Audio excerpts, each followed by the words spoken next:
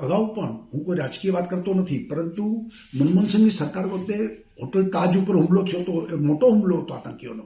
અનેક જગ્યાએ બોમ્બ ધડાકા થયા હતા, પરંતુ ભારત સરકાર તરફથી બદલાની કોઈ વાત થતી નહોતી. એને કારણે આતંકીઓની હિંમત વધતી હતી.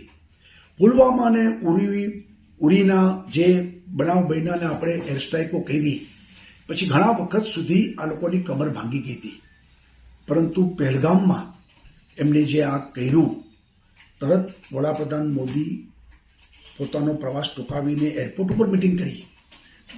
અમિતભાઈ તરત શ્રીનગર ગયા, અમિતભાઈ પહેલગામ ગયા, અને રાજનાથસિંહે પણ સેનાના બધા લોકોની મિટિંગો બોલાવીને એક્શન મોડમાં આવ્યા હતા.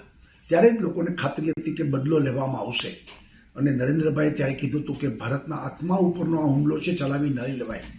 અને લોકો છેલ્લા 13-14 દિવસથી ઇંતજારમાં હતા કે ભારત કંઈક કરશે. લોકોને વિશ્વાસ પણ હતો. અને મોદીએ તો મુમકિન હૈ.